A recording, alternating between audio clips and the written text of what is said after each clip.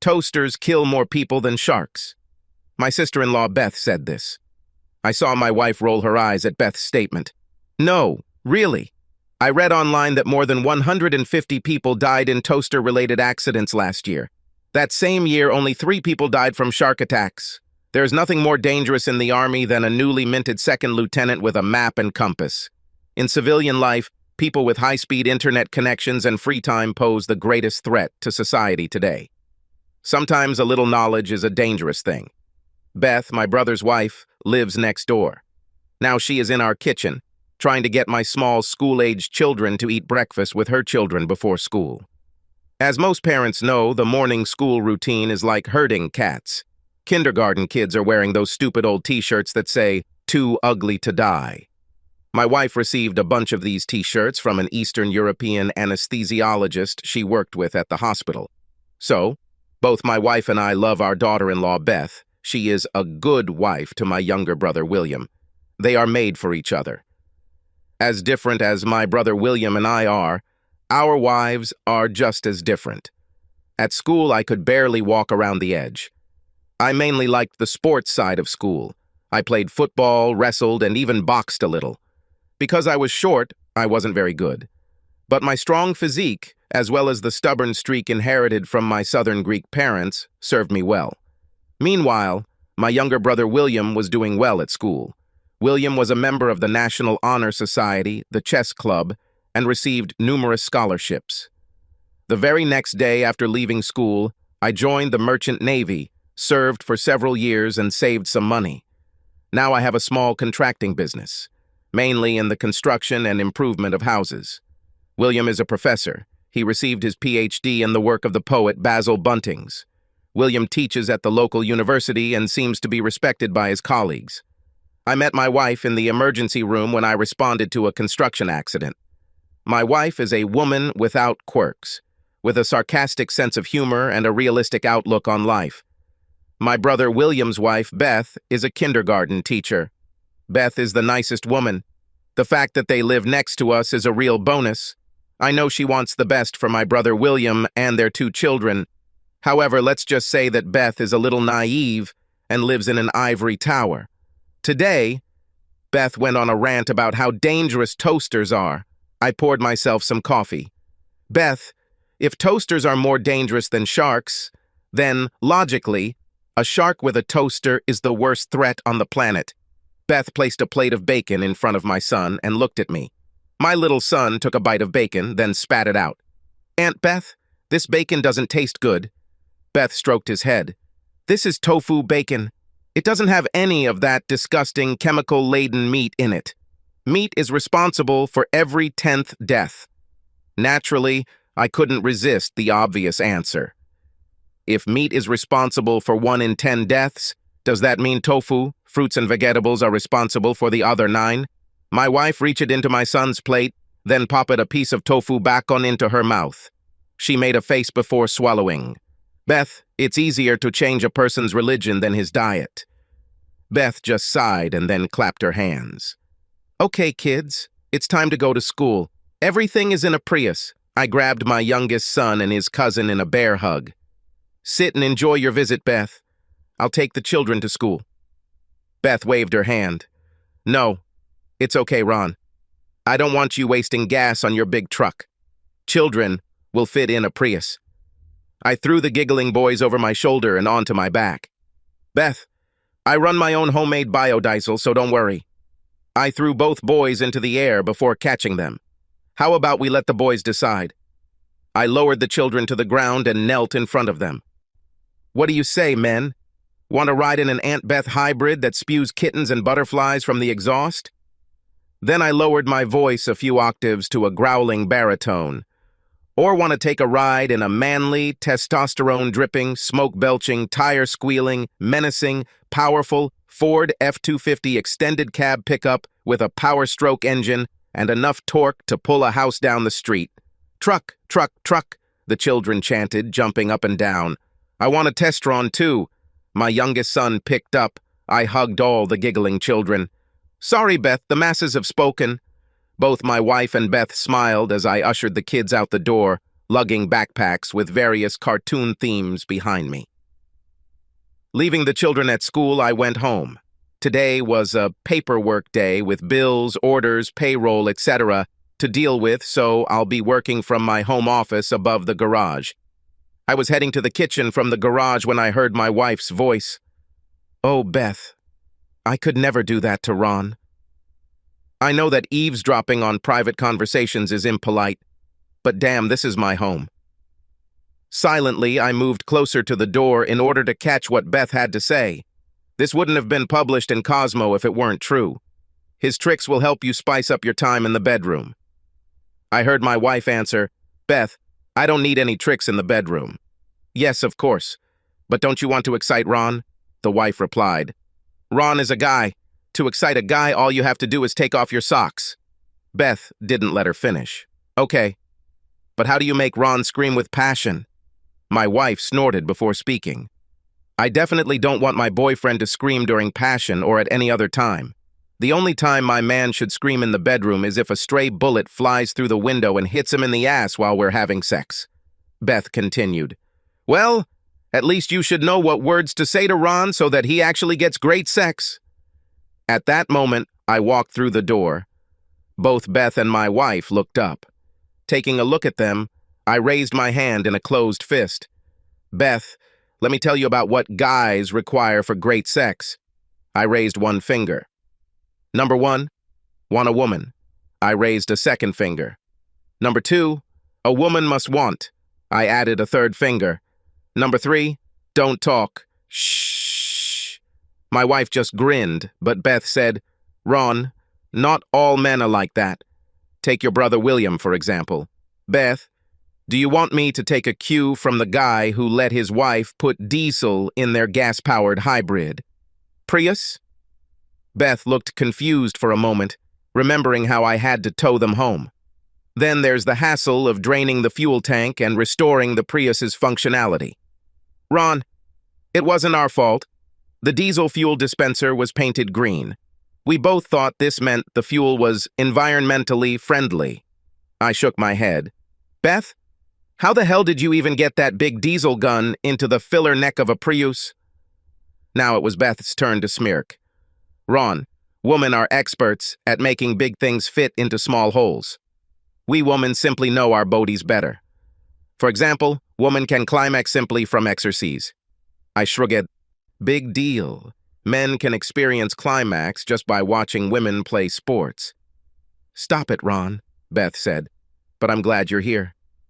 I can't decide what to get William for his birthday. A cooking set he had his eye on, or a sweater we saw in the university store. "No, Beth, forget about this stuff," I said. "Let me tell you what William really wants." Beth leaned forward. "What?" "Tell me, Ron, please." "It's a well-known secret, Beth.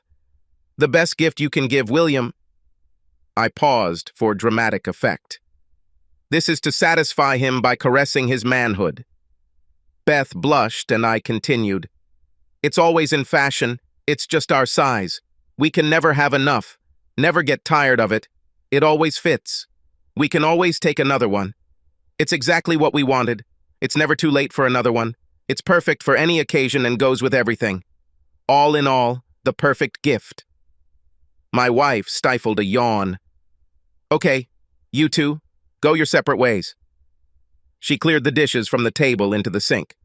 "I came from the night shift at the ambulance." She pointed at me. "You, Ron, go do your paperwork.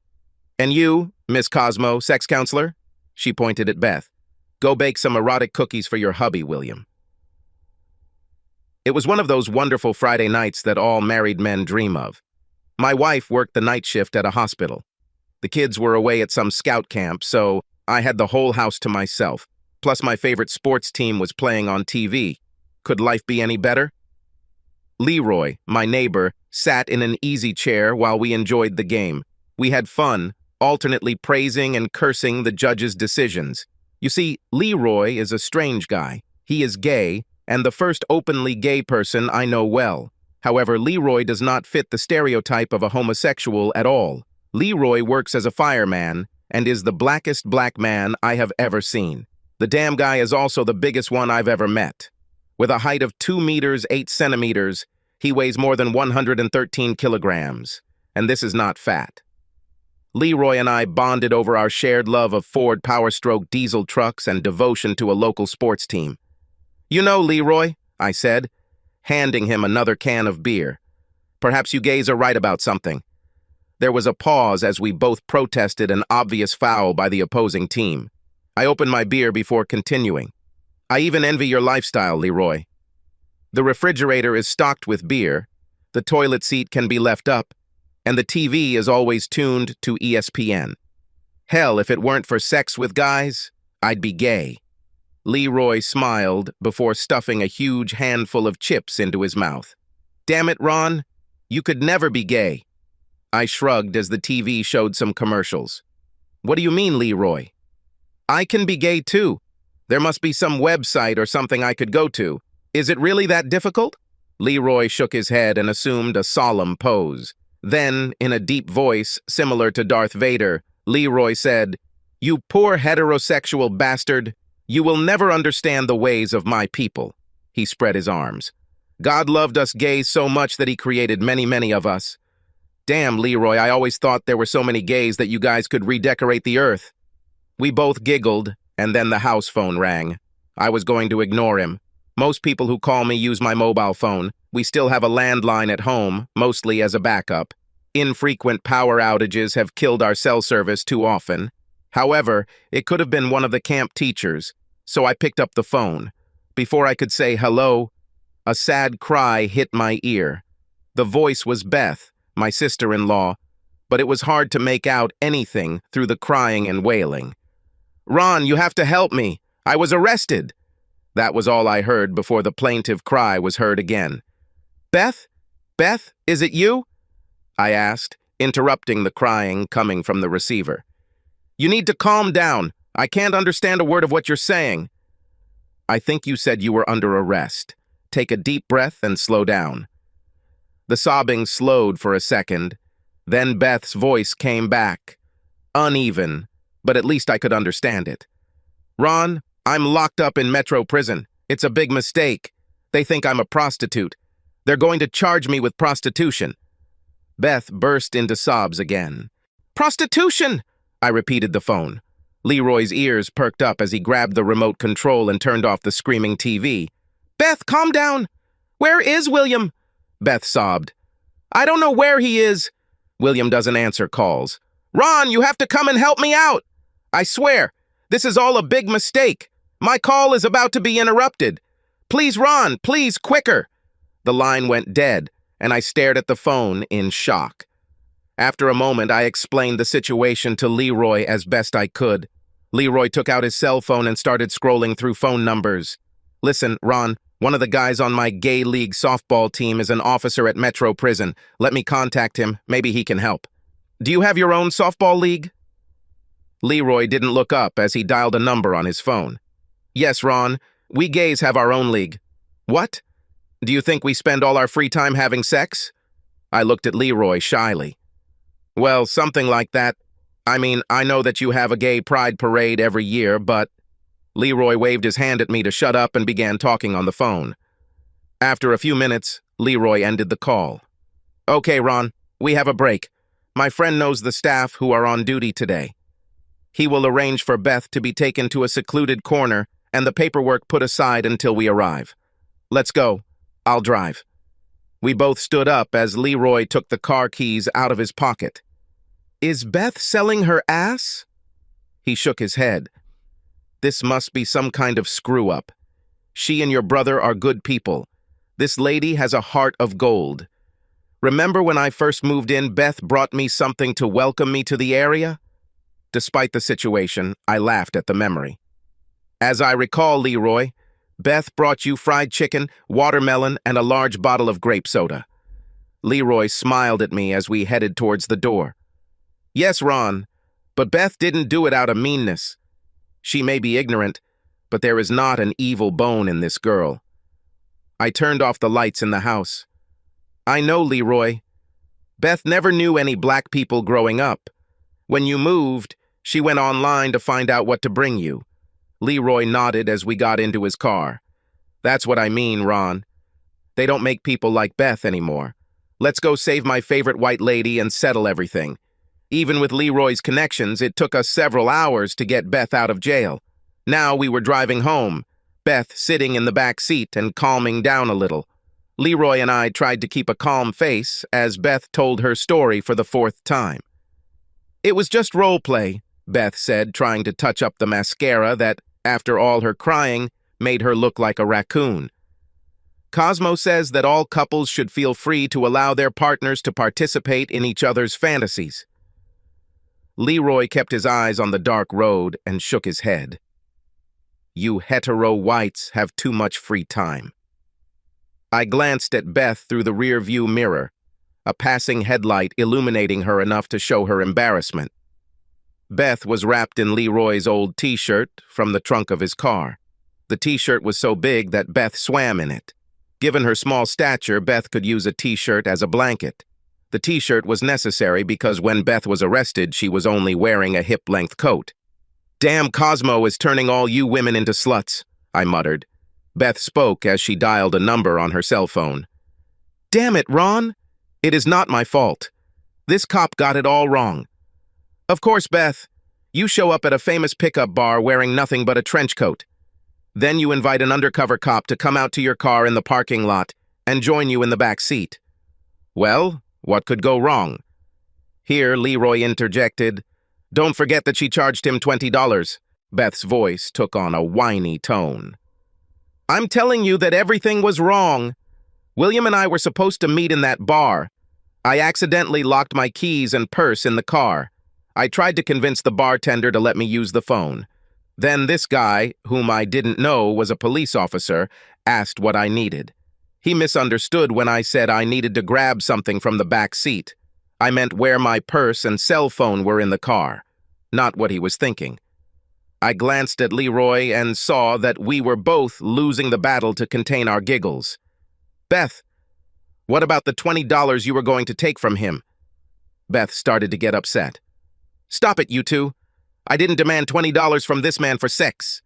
He asked, how much? I thought that he wanted money to open the door of my car. So I said, $20. Because that's what I gave the AAA traffic guy the last time this happened. I started laughing so hard that tears came out of my eyes, but Leroy had better control over himself. I understand, Beth. These things should happen all the time.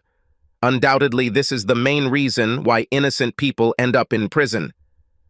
Then he started laughing too. I don't know how Leroy kept the car on the road. It's not funny, Beth insisted. It was all terrible. It was like I was trapped in some terrible movie. I wish it was the Wizard of Oz, I said, wiping tears from my face. You could ask a wizard to give you brains, like the Scarecrow. Beth tried to ignore our teasing by focusing on her cell phone.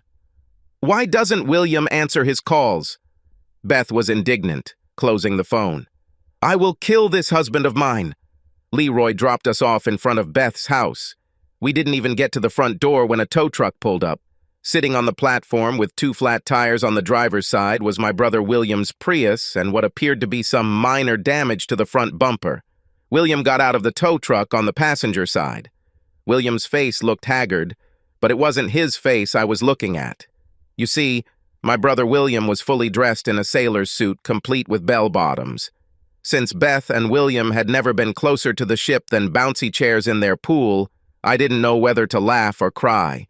Seeing each other, William and Beth ran towards each other. Having come together, they began to hug, as if this was a meeting after not just a few hours, but several years. As I helped the tow truck driver lower William's Prius into the driveway, I could hear Beth and William talking between their kisses. Drove off the road, dodging a squirrel. I was so worried. The search, the handcuffs, dead cell phone battery. Took forever to find the phone. The charges were dropped. The car is still at the bar. I couldn't call because I don't know your number. I always dial by name. I shook my head, looking between the hugging and kissing relatives and the damaged Prius. The tow truck driver came up to me and took off his gloves. Hey, buddy, he said, handing me a board with a clamp.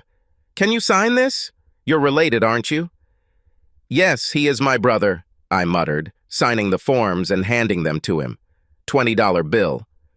"But I'm wondering if it's too late to ask my mom to do a DNA test." A few months later, it was evening, and Leroy was helping me install a set of Bully Dog chips into my Ford Power Stroke. My wife looked into the garage. "Ron, your brother William just called. He and Beth need your help at their home for a few minutes. As the family's jack of all trades, I'm used to these types of calls about clogged drains, leaky faucets, and the like. This is a bit of a compromise since William and Beth always took our kids on trips that involved more than monster truck rallies. At first I thought that the children would be bored if they were dragged to things like the university exhibition on the Middle Ages. But Beth knows the kids, and they always come back raving about the armor and the cool collection of swords and battle axes. It was a clever way to get them to learn. Leroy decided to accompany me as I walked to William's house. Beth met us at the door in a short night robe. Candles were burning in the living room and a fire was blazing in the fireplace. Leroy, ever the fireman, raised his eyebrows at the open flame. Beth blushed a deeper-smelling robe. "It's our date night. We just finished decorating and bought all new furniture for the living room. Cosmo says we should—" I waved Beth away. Yes, I know. Cosmo said that you should bring ponies, handcuffs, and trapeze into your personal life. How are you? Where is William?" "William is upstairs. We heard strange sounds coming from the attic. I called you because I don't want William to face whoever is up there alone." Leroy turned to the door. "Ron, you go with William. I'll look outside to see if there's any sign of forced entry or break-in." I found William crouching under the attic hatch. In one hand, he had a flashlight with 4 large LR-14 batteries. In the other, a golf club. There was a knocking noise coming from the attic periodically. Leroy returned and joined us. "Guys, I saw a small hole gnawed in the outer screen of the attic. Looks like a squirrel has climbed into the attic. It's better to let her find a way out." He looked at his wristwatch, which seemed tiny on his huge wrist. "We can buy a trap in the morning if the animal is still there. The hardware store is closed now." Beth peeked out from behind the steps, ready to run as if a rodent was about to burst through the ceiling, and said, "William, can't you guys get rid of him? He scares me." William turned to us and then said in a low voice, "Can we do something?" He nodded his chin towards Beth. "She won't relax if that thing is prowling around." Beth loves these date nights. Do you know what I mean? 10 minutes later, the massive Leroy was walking up the attic stairs, a gunny bag in one hand and a battery-powered flashlight in the other. I was behind him on the stairs. William was standing at the bottom of the stairs. Beth was still in her position at the end of the stairs in the hallway. Leroy had just poked his head into the attic and was shining a flashlight around when the furry face of a squirrel appeared in the flashlight's beam. Leroy cried out in surprise as he and the squirrel found themselves face to face, just a few centimeters from each other. Then everything went to hell. Leroy tried to cover the squirrel with a matting bag. The squirrel jumped into Leroy's hair. Leroy dropped the burlap and flashlight to brush the rodent off his head. I was momentarily blinded when the bag fell on my face.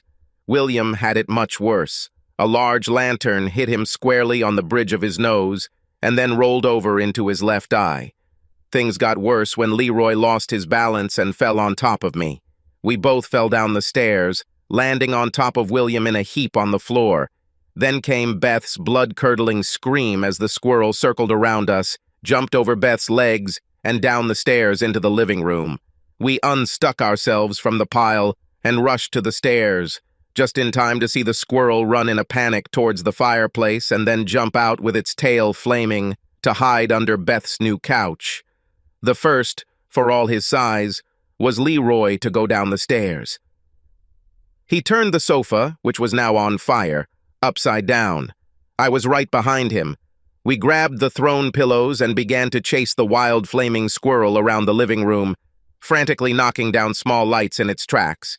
Finally, Leroy managed to put the animal out of its misery and stop its burning with a strategically placed pillow, suffocating the flaming creature. Then, when I thought it couldn't get any worse, Hysterical Beth screamed, "Sofa! My sofa!" Leroy and I turned to face the flames jumping from the overturned couch. "William!" I shouted to my stunned brother. "Open this damn window!" I pointed to the large panoramic window in the living room. Leroy and I grabbed the edge of the sofa, which was not yet on fire. William, blood streaming from his nose, froze in place, one eye already beginning to swell. The flames from the sofa set my hair on fire. "William, now! We have to get this couch out of here!" I shouted to my brother.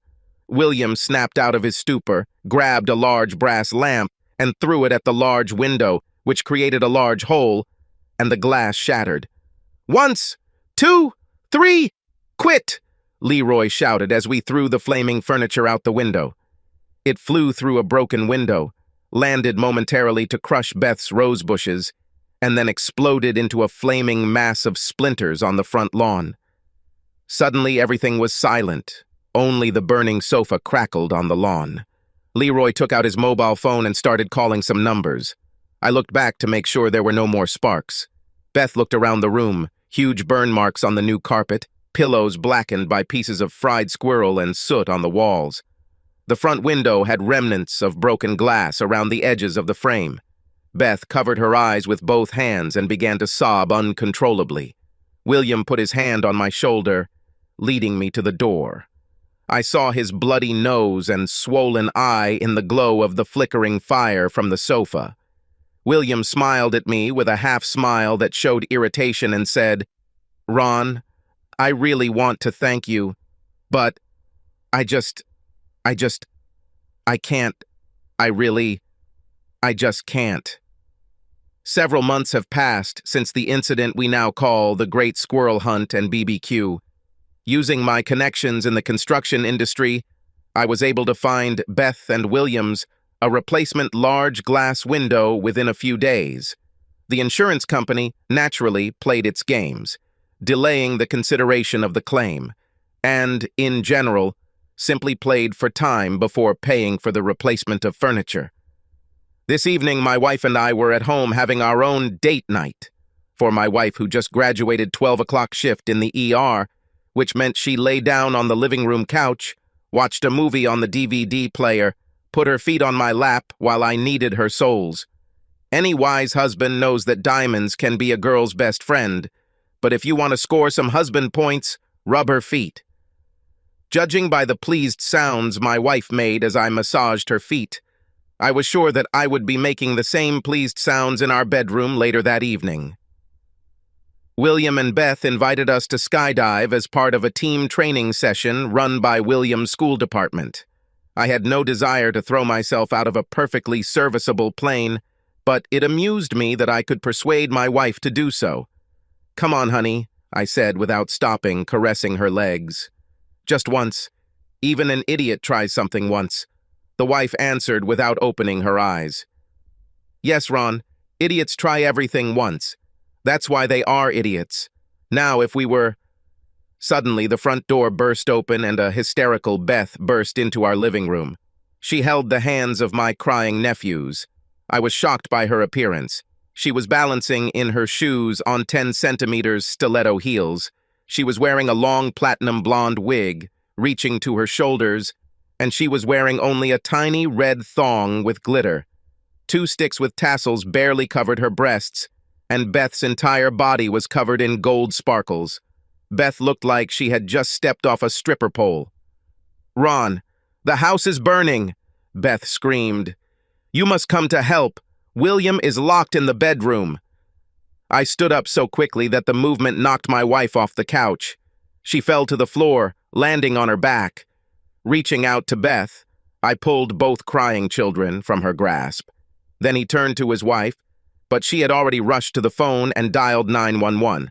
I threw the still crying kids onto the couch and then turned to face Beth. "Jesus Christ. Okay, Beth. I'll get William out of there.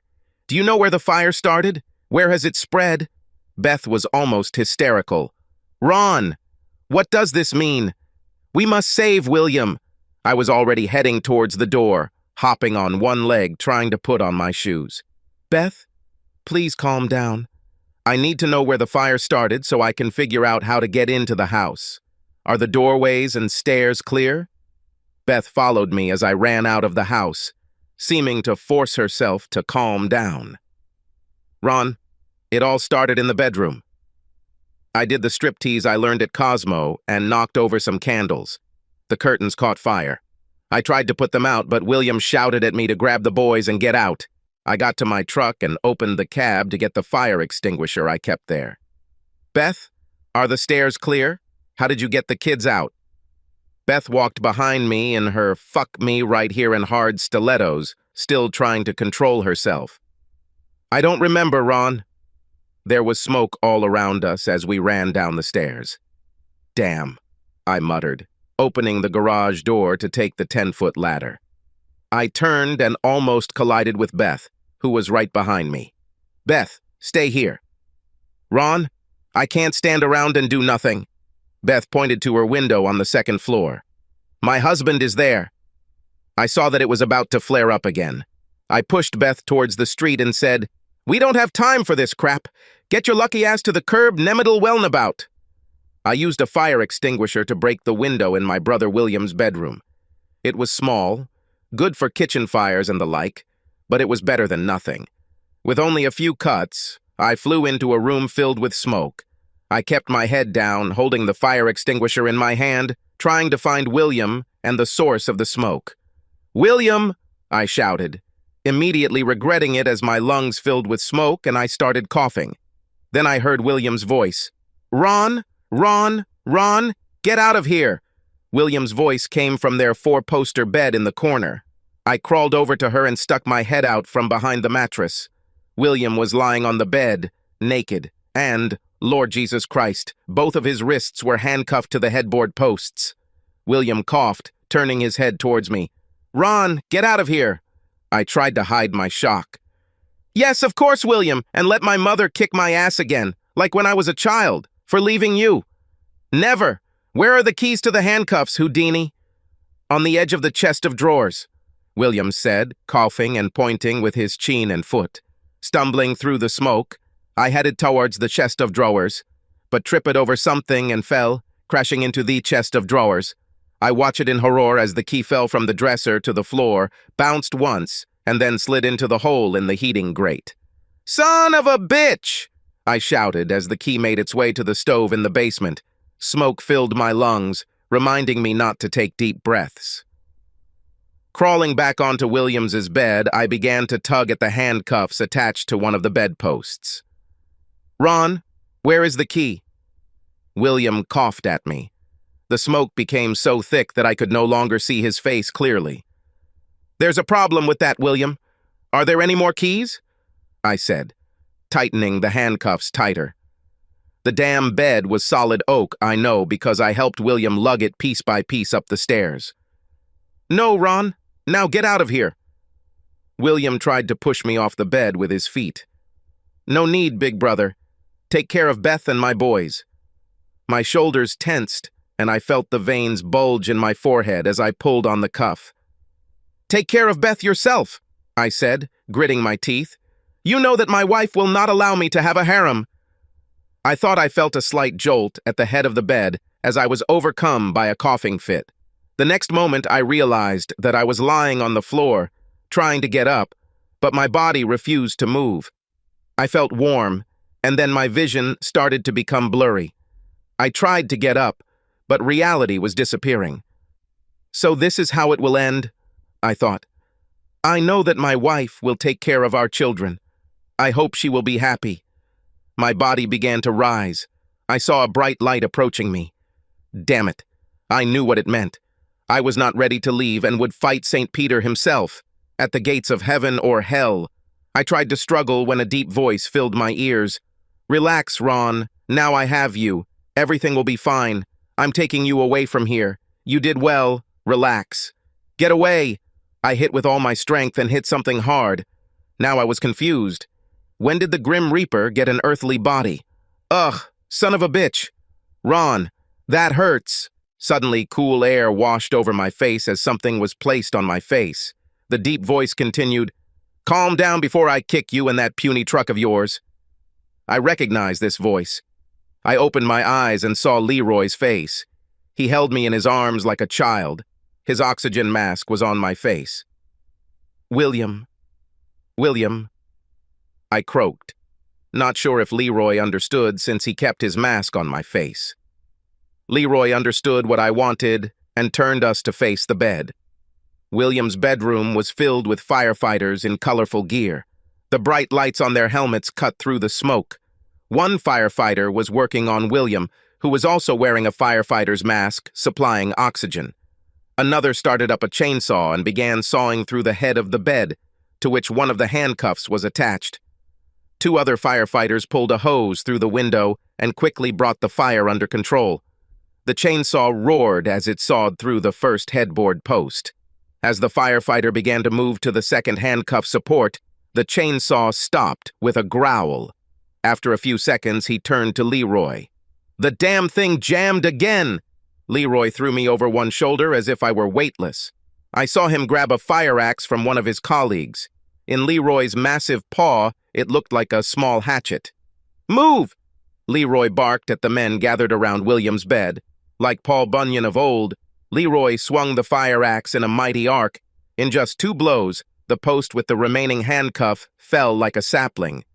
Handing over the axe, Leroy walked to the window and handed me through the window to the waiting paramedic. The entire time I sat on the edge of the fire truck, sucking oxygen, my wife was next to me. We waited for the ambulance to arrive because, despite my protests, my wife was going to take me to the hospital. She made sure I understood it wasn't a request.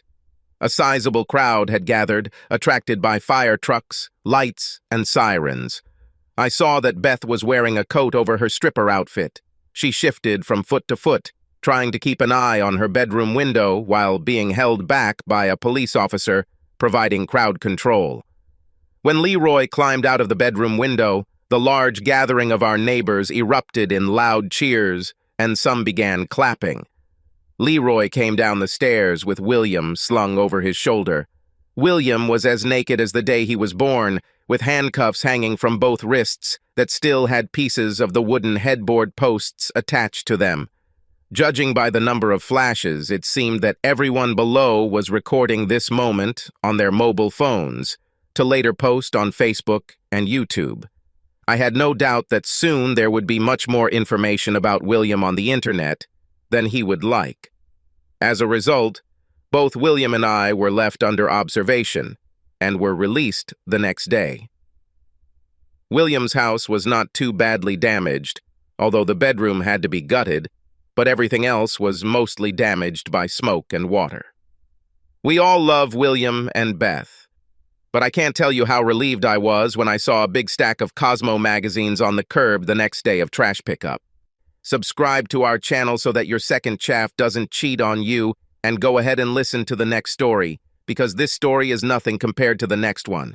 If you're under 18, don't even think about listening to the next one.